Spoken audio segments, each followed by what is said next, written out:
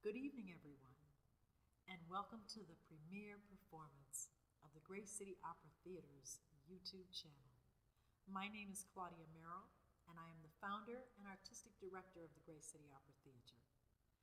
Established in January 2016 with the goal in mind of performing, educating, and preserving the masterworks of African American and African descent classical composers, which many times goes unnoticed, unrecognized, unacknowledged, and of course, in the case of opera, unstaged.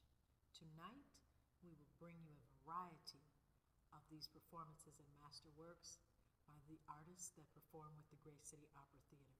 We certainly hope that you enjoy this concert, and I'll be back to talk to you just a little bit later. But right now, I'm going to turn it over to our performing artists. Please enjoy, and thank you for joining us this evening. Antoni Devorzek was a Czech composer, one of first to achieve worldwide recognition. Following the Romantic-era nationalist example of his predecessor, Devorzek frequently employed rhythms and other aspects of folk music of his native Bohemia. From 1892 to 1895, Devorzek was the director of the National Conservatory of Music in New York. Dvorzek's main goal in America was to discover American music and engage in it, much as he had used Czech folk idioms in his music. Shortly after his arrival in America in 1892, Devorzek wrote a series of newspaper articles reflecting on the state of American music. He supported that African American and Native American music should be used as a foundation for growth of American music. He felt that through the music of Native Americans and African Americans, Americans would find their own national style of music. Here, Devorzek met Harry Burleigh, who later became one of the earliest African American composers. Burleigh introduced Devorzek to traditional American spirituals.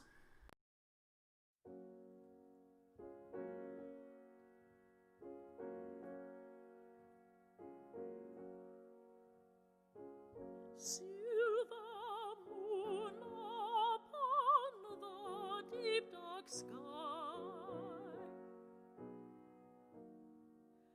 through the vast night pierce your rays. This sleeping world you wander by, smiling on man's homes and ways. This sleeping world you wander by, smiling on man's homes and ways.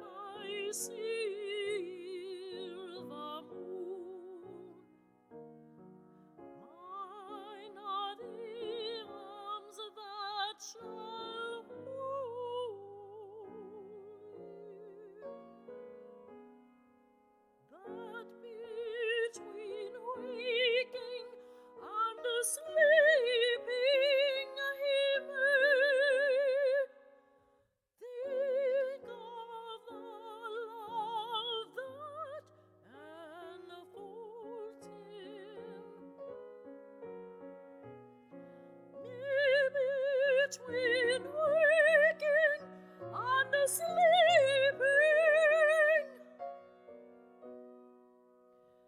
Think of the love that unfolds him.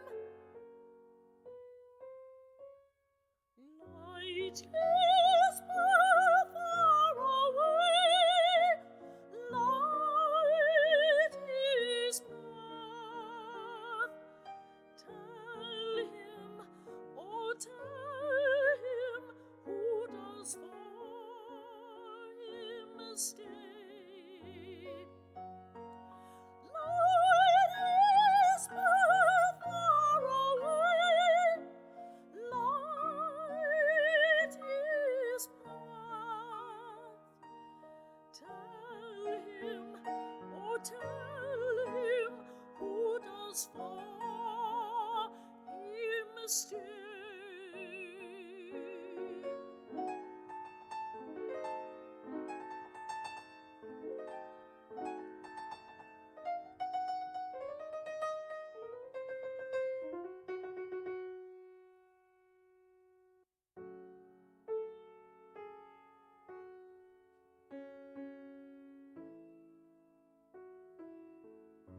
Human soul, should it dream of me, let by memory wakened be.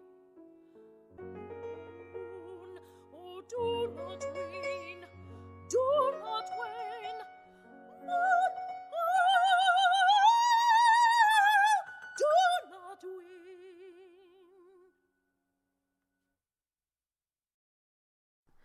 Scott Joplin was an African-American composer and pianist.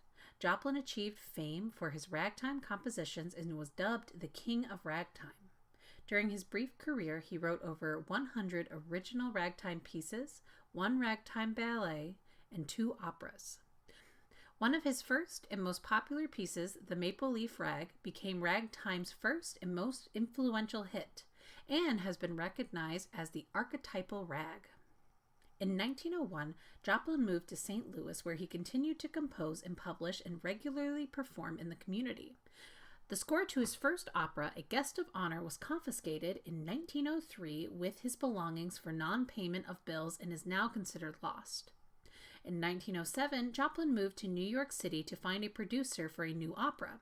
He attempted to go beyond the limitations of the musical form that had made him famous, but without much monetary success. His second opera, Tremonisha, was never performed during his life. Joplin's music was rediscovered and returned to popularity in the early 1970s with the release of a million-selling album recorded by Joshua Rifkin. This was followed by the Academy Award-winning 1973 film The Sting, which featured several of Joplin's compositions. Tremonisha was finally produced in full to wide acclaim in 1972. And in 1976, Joplin was awarded a Pulitzer Prize.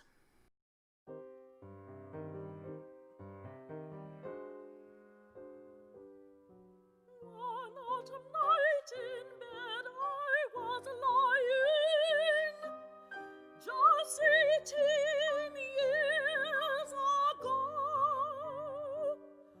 I heard a dear little baby crying, while loudly Ned did snore,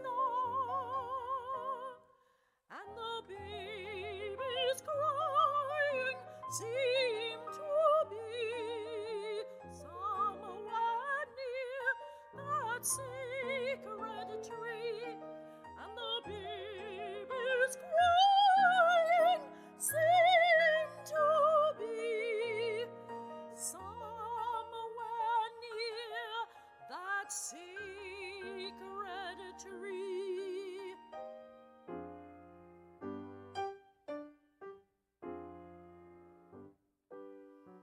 I called Ned and said, "Wake up, our baby is crying outside the door." But Ned said, "You have dreamed enough," and went to sleep once more.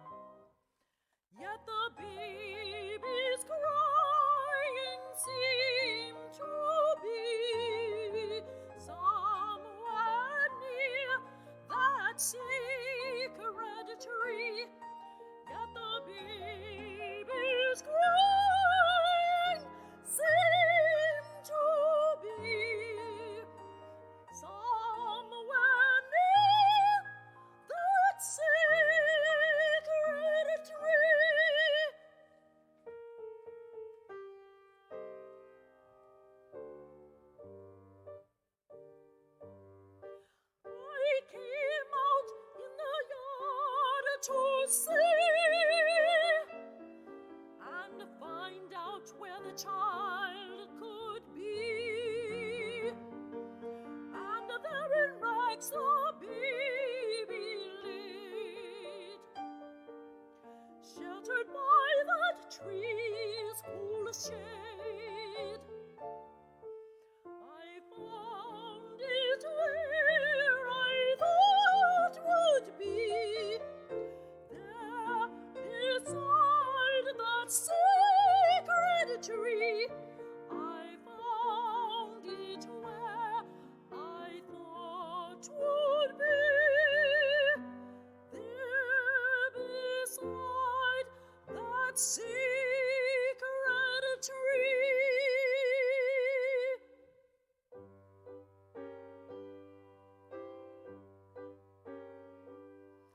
I took the child in a tomb, and now the darling girl is grown. All I've said to you is true. The child I've told you of is you. Take not a leaf, but leave them be on that dear old sacred tree. Take not a leaf, but leave them be on that dear old sacred tree.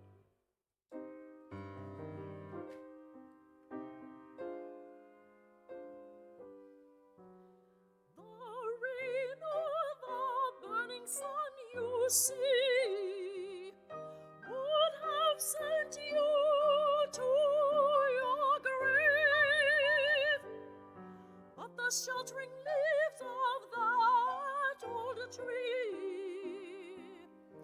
your precious life did save. So now with me you must agree not to harm that sacred tree.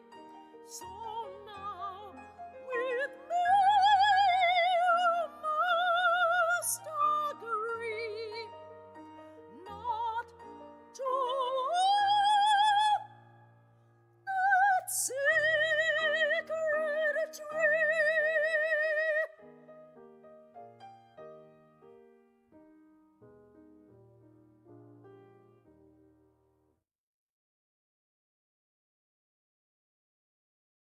Florence Price became the first Black female composer to have a symphony performed by a major American orchestra when music director Frederick Stock and the Chicago Symphony Orchestra played the world premiere of her Symphony No. 1 in E minor on June 15, 1933.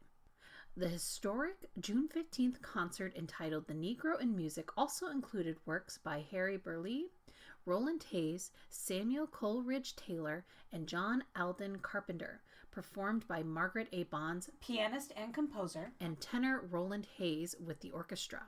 Florence Price's symphony had come to the attention of Stock when it won first prize in the prestigious Wanamaker competition held the previous year. Although this premiere brought instant recognition and fame to Florence Price, success as a composer was not to be hers. She would continue to wage an uphill battle. It was a battle in which the nation was embroiled with segregation, Jim Crow laws, entrenched racism, and sexism.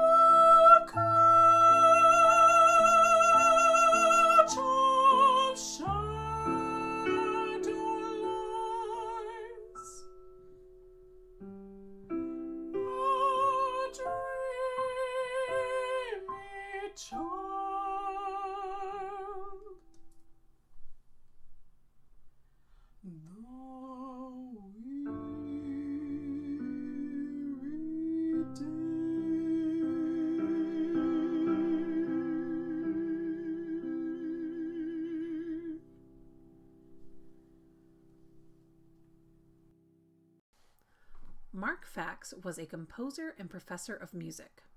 While earning a bachelor's degree with honors, Fax won the prestigious Julius Ronswald Fellowship in a national competition and was elected to the All-University Honor Society. Depression-era conditions compelled him to turn down graduate fellowship offers, and he accepted a position at Payne College in Georgia, where he founded and chaired the music department. Feeling that he was stagnating artistically, he returned to Central New York in 1942 to study advanced composition at the Eastman School of Music. To support his family, he served as both choirmaster and janitor at a Rochester church until he won a rare second Rosenwald Fellowship. He taught at Black Mountain College in 1946, and from 1947 to 1972, Fax taught music theory at Howard University and served as director of the School of Music. Later, Fax became acting dean of Howard's College of Fine Art. Concurrently, he served as music director at Washington's famed Asbury Methodist Church. Fax composed works for chorus, symphony, chamber ensemble, voice, piano, and organ, in addition to 2 full-length operas, Christmas Miracle and Till Victory is Won.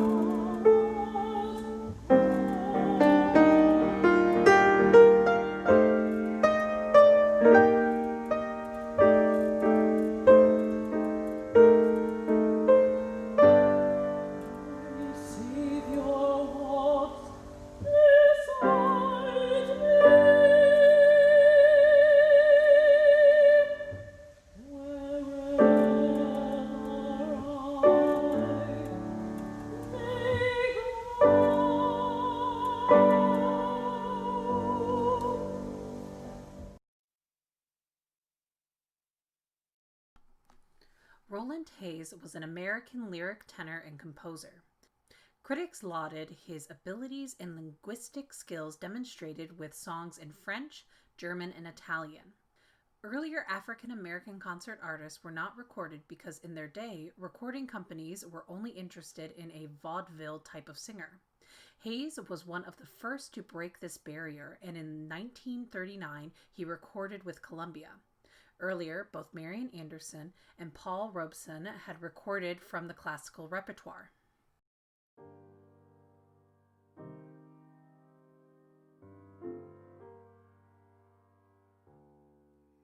Little boy, how old are you? Little boy, how old are you? Little boy, how old are you?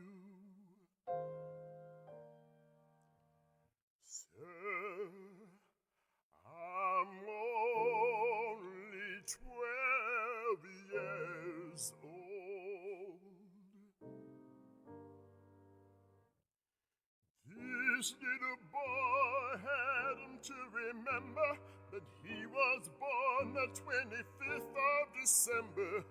Doctors and lawyers were amazed and had to give the little boy praise. Little boy, how old are you? Little boy, how old are you? Little boy, how old are you? Sir, I'm only 12 years old. Lawyers and doctors stood and wondered as though they had been struck by thunder. Then they decided, as they wondered, that all mankind must come down under.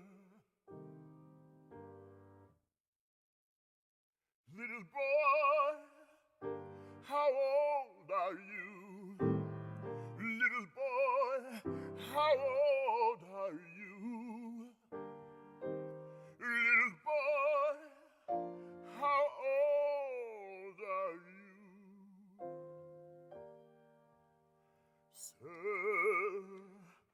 I'm only 12 years old. The last time the little boy was seen, he was standing on Mount Olivet Green. When he dispersed of the crowd, he entered up into a cloud. Little boy, how old are you? Little boy, how old are you? Little boy, how old are you? Sir, I'm only 12 years old.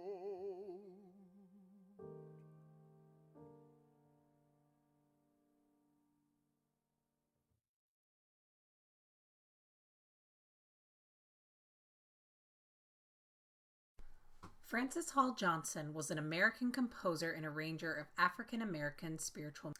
Johnson's debut as a professional violinist occurred in a concert in New York in 1910. He went on to play the violin and viola professionally, including in the orchestra for the 1921 musical Shuffle Along. In time, however, he became more interested in choral music, forming the Hall Johnson Negro Choir, the first of many choral ensembles, in 1925. The group first performed professionally at the Pythian Temple in 1928. Johnson and his choir became renowned through their participation in the 1930 Broadway production of The Green Pastures. Johnson would also go on to arrange music for and conduct his choir in more than 30 feature-length Hollywood films, besides a number of short films and cartoons. In addition to his theatrical work, Johnson wrote the Easter cantata, Son of Man, which premiered at New York City Center in 1946. In 1951, the Hall Johnson Choir was selected by the United States Department of State to represent the United States at the International Festival of Fine Arts held in Berlin, Germany.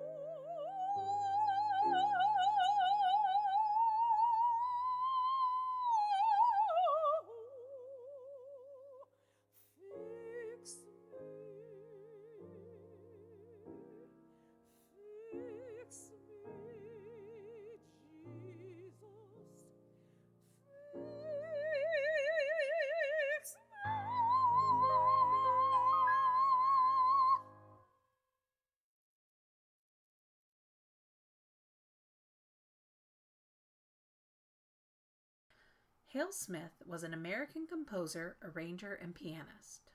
He learned piano at an early age and played the mellophone in high school band. As a teenager, he played jazz piano in local nightclubs, and when he was 16, met Duke Ellington, who commented on his compositions. In the early 1940s, he was drafted and worked for the U.S. Army as an arranger for shows at camps in Georgia and Florida. After the Army, he studied classical music and composition at the Cleveland Institute of Music and received bachelor's and master's degrees. His composition, 4 Songs, won the first Student Composer Award given by the Broadcast Music Incorporated. During the late 1950s, he moved to New York City and was employed as an editor at publishing companies. He worked as a jazz pianist and arranger and wrote incidental music for television, radio, and theater. His compositions included works for band, choir, orchestra, jazz groups, chamber ensembles, duos, and solo performance.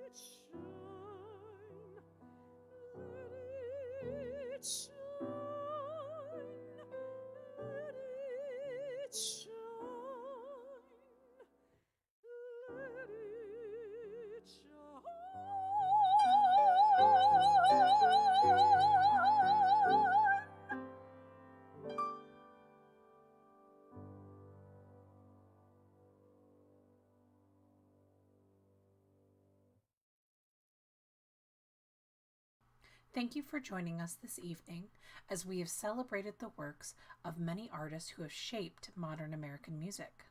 If you are interested in learning more about our programs, please visit the Grace City Opera Theater website for more information. We thank you for joining us this evening.